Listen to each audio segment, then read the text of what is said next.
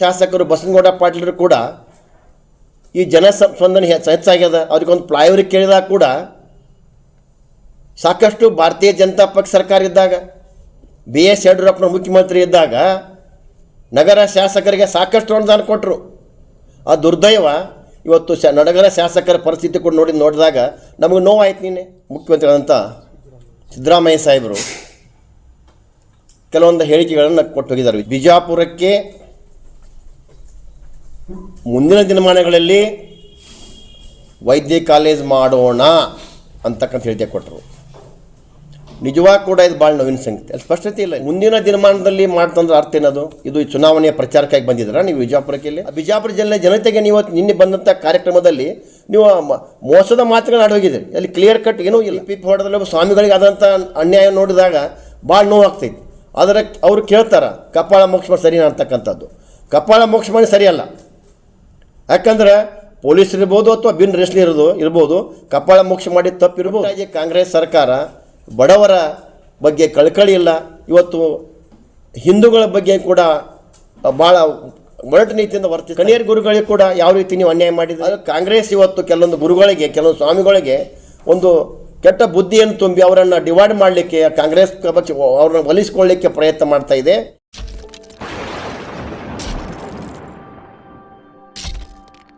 ಇವತ್ತು ಪತ್ರಿಕಾಗೋಷ್ಠಿಯನ್ನು ಕರೆದ ಉದ್ದೇಶ ಕಳೆದ 9ನೇ ತಾರೀಕಿನ ದಿನ ಬಿಜಾಪುರದಲ್ಲಿ ವೀರರಾಣಿ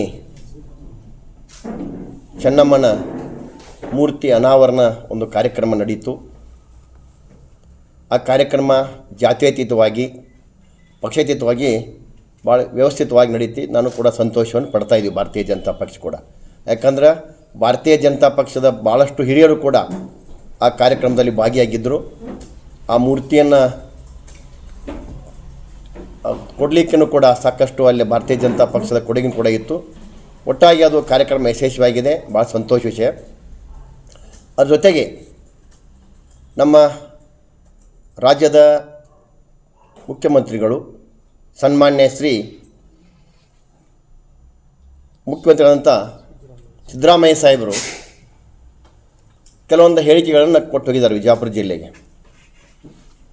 ಮುಖ್ಯವಾಗಿ ಅವರು ಹೇಳಿದ್ದು ಬಿಜಾಪುರ ಜಿಲ್ಲೆಗೆ ಸರ್ಕಾರಿ ವೈದ್ಯ ಕಾಲೇಜ್ ಬಗ್ಗೆ ಮಾತನಾಡಿದ್ದಾರೆ. ಹಾವೇರಿ ನಡೆದಂಥ ಒಂದು ಸಮಾರಂಭದಲ್ಲಿ ಶಾಸಕರಾದಂಥ ಸಚಿವರಾದಂಥ ಶಿವಾಂತ್ ಪಾಲ್ರ ಮುಂದೆ ಹೇಳ್ತಕ್ಕಂಥ ಹೇಳಿಕೆಗೂ ಬಿಜಾಪುರಲ್ಲಿ ಬಂದು ಹೇಳಿಕೆಗೂ ಸ್ಪಷ್ಟತೆ ಇಲ್ಲ. ಅಲ್ಲಿ ಹೇಳಿಕೆ ಇಲ್ಲಿ ಬಂದು ಮಾಯ ಆಗಿತ್ತು. ಅವ್ರು ಏನು ಹೇಳಿದ್ರು ಅಂದ್ರೆ ಬಿಜಾಪುರಕ್ಕೆ ಮುಂದಿನ ದಿನಮಾನಗಳಲ್ಲಿ ವೈದ್ಯ ಕಾಲೇಜ್ ಮಾಡೋಣ ಅಂತಕ್ಕಂಥ ಹೇಳಿಕೆ ಕೊಟ್ಟರು. ನಿಜವಾಗಿ ಕೂಡ ಇದು ಭಾಳ ನೋವಿನ ಸಂಗತಿ. ಅಲ್ಲಿ ಸ್ಪಷ್ಟತೆ ಇಲ್ಲ. ಅಲ್ಲಿ ಭಾಳಷ್ಟು ಬಿಜಾಪುರ ಜನ ವಿಜಯೋತ್ಸವ ಆಚರಿಸಿದರು.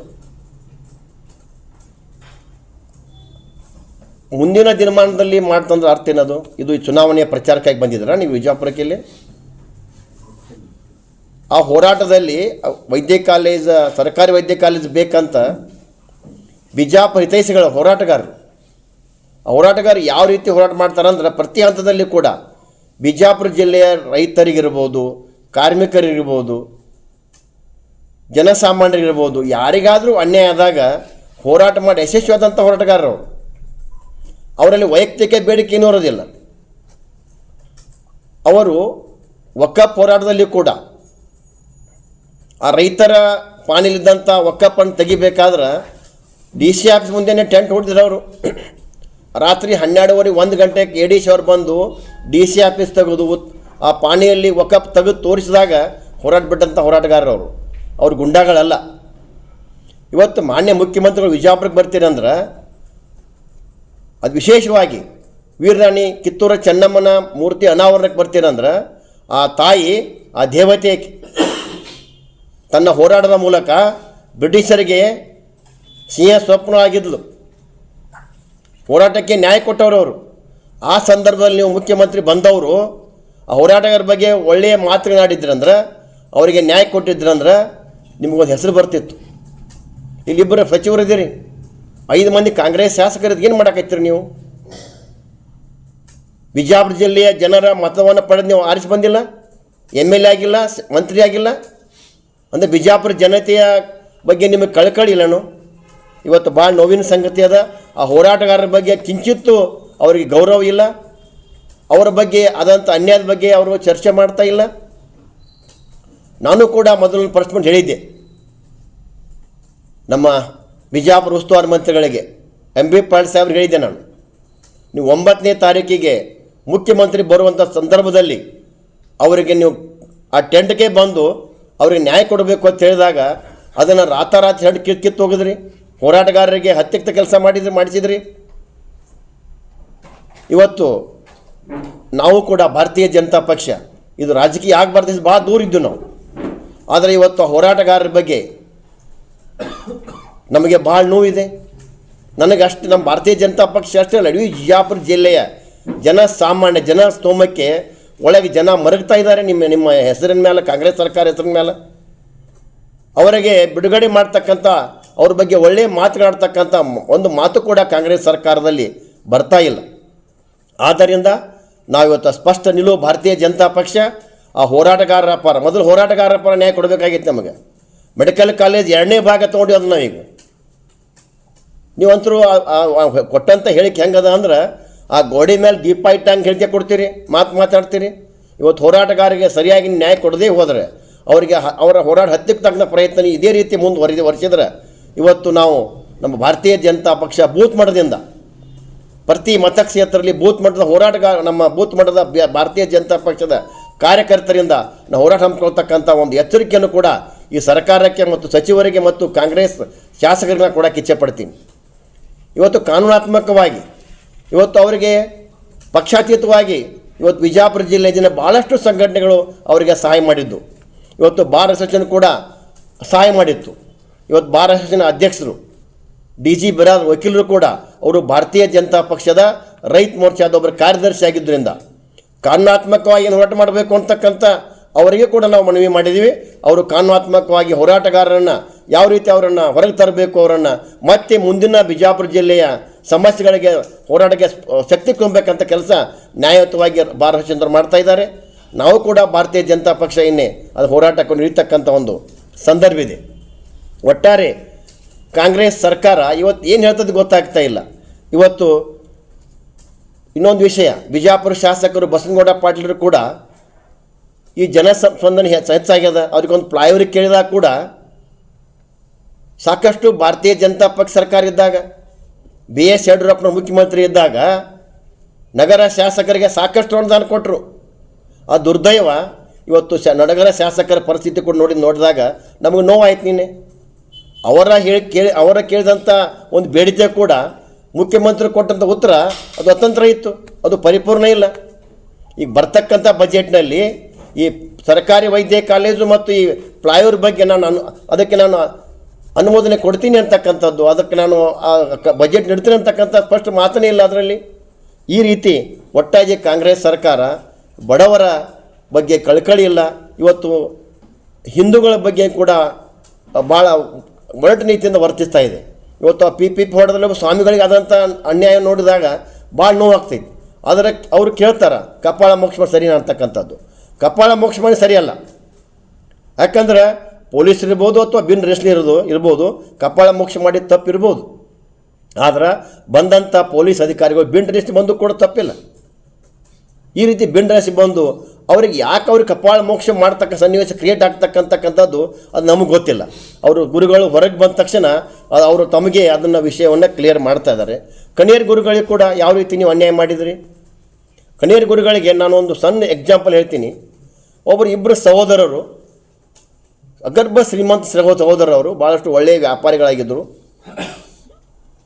ಆ ಸಹೋದರಿಬ್ಬರು ಮದುವೆ ಆಗ್ಬೇಕಂತ ಒಂದು ನಿರ್ಣಯ ಮಾಡಿ ಒಂದು ಡಿಸಿಷನ್ಗೆ ಬಂದರು. ಅವರು ಮದುವೆ ಆಗಿ ನಾವು ಆದ ತಕ್ಷಣ ನಮ್ಮ ಮನೆಗೆ ಬರ್ತಕ್ಕಂಥ ಇಬ್ಬರು ಹೆಣ್ಮಕ್ಕಳು ನಮ್ಮ ಇಬ್ಬರ ಮನಸ್ಸನ್ನು ಕೆಡ್ತಕ್ಕಂಥ ಪ್ರಸಂಗ ಬರಬಾರ್ದು, ಈಗ ನಾವು ಡಿವೈಡ್ ಆಗ್ತಕ್ಕಂಥ ಒಂದು ವಿಚಾರ ಮಾಡಿ ಅವರು ಬೇರೆ ಆಗ್ತಕ್ಕ ಸಂದರ್ಭದಲ್ಲಿ ಅವರು ಮಾತನಾಡಿಕೊಂಡು ತಮ್ಮೊಳಗೆ ಎಲ್ಲ ಆಸ್ತಿ ನೀನು ತೆಗೆದುಕೊಡು ಅಂತಕ್ಕಂಥ ಅಣ್ಣ ಹೇಳಿದಾಗ ತಮ್ಮ ಇಲ್ಲ ನೀ ಒಟ್ಟು ಆಸ್ತಿ ನೀನು ತೆಗೆದುಕೊಂಡು ಈ ರೀತಿ ಅವರಲ್ಲಿ ಆತ್ಮೀಯತೆ ಪ್ರೀತಿ ಇತ್ತು.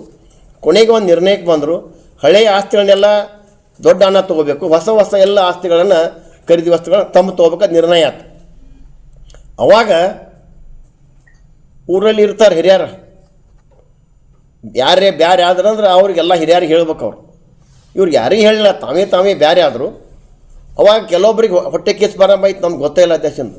ಒಬ್ಬ ಹಿರಿಯ ಅಣ್ಣ ಸಿಕ್ಕ, ಒಬ್ಬ ಹಿರಿಯಾಗ ಅವ ಕೇಳಿದ, ಏನಪ್ಪ ನೀವು ಬ್ಯಾರೆ ಆದ್ರತ್ತ, ಭಾಳ ಒಳ್ಳೆಯ ಸಹೋದರ ನೀವು, ಈ ರೀತಿ ಸಹೋದರ ಪ್ರೀತಿ ಇರಬೇಕು, ಸಂತೋಷ ಆಯಿತು.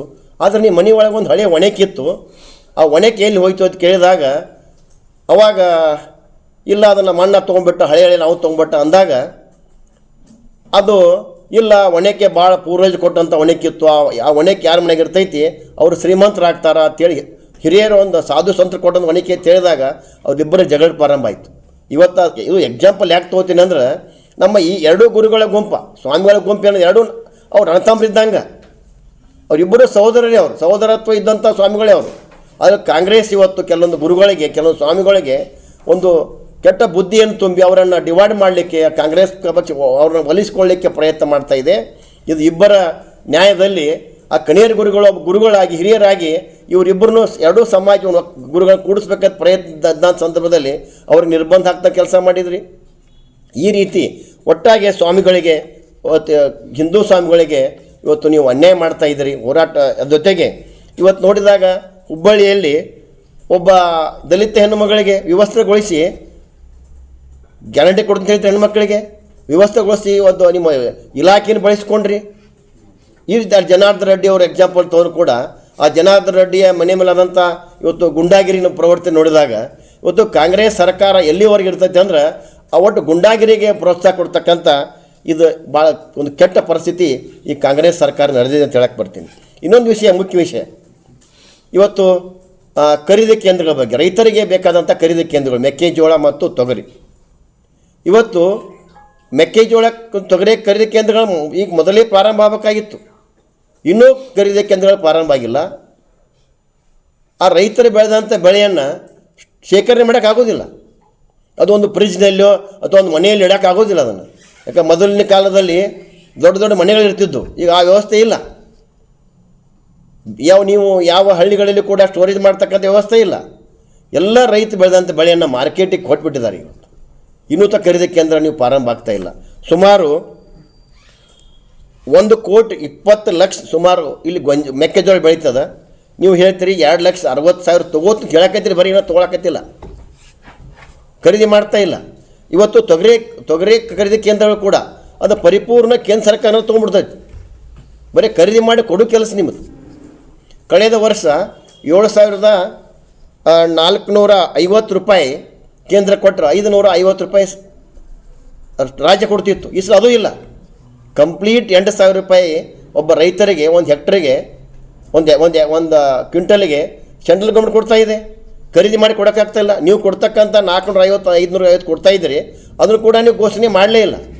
ಆದರೆ ಓಪನಿಂಗ್ ಮಾತ್ರ ಎಲ್ಲ ಕಾಂಗ್ರೆಸ್ ಶಾಸಕರು ಬಂದು ಅದನ್ನು ತೊಗರಿ ಕೇಂದ್ರಗಳನ್ನ ಓಪನಿಂಗ್ ಮಾಡೋಕ್ಕೈತಾರೆ. ಅದು ಕೇಂದ್ರ ಸರ್ಕಾರದ ಯೋಜನೆ. ಭಾಳ ಇದು ನೋವಿನ ಸಂಗತಿ.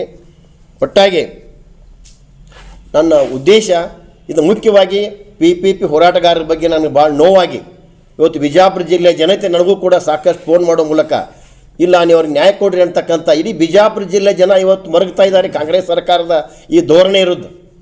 ನೀವು ಬೇಗಲೇ ಅವ್ರಿಗೆ ನ್ಯಾಯ ಕೊಡ್ತಕ್ಕಂಥ ಹೋರಾಟವನ್ನು ನೀವು ವಿಷಯಕ್ಕೆ ನೀವು ಕೂಡಲೇ ಅದನ್ನು ಒಂದು ನಮ್ಮ ಪತ್ರಿಕೆ ಮೂಲಕ ನಾನು ಮನವಿ ಮಾಡ್ತಾ ಇದ್ದೀನಿ. ಬೇಗನೆ ಆ ಹೋರಾಟಗಾರರಿಗೆ ನ್ಯಾಯ ಕೊಡಬೇಕು ಅಂತಕ್ಕಂಥ ಮನವಿಯನ್ನು ಮಾಡಿಕೊಂಡು ನನ್ನ ಪತ್ರಿಕೆ ಗೋಷ್ಠಿಯನ್ನು ಮುಗಿಸ್ತೇನೆ. ಹಾಂ ಸರ್.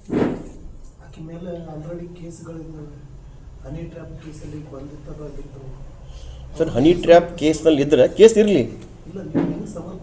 ಇಲ್ಲ ನೋಡ್ರಿ, ಅದ್ರ ನಾನು ಹೇಳೋದು ಹೆಣ್ಮಗಳ ವ್ಯವಸ್ಥೆಗೊಳಿಸೋದನ್ರಿ, ಅದಕ್ಕೆ ಬೇರೆ ರೂಪ ಇರೋದಿಲ್ಲ.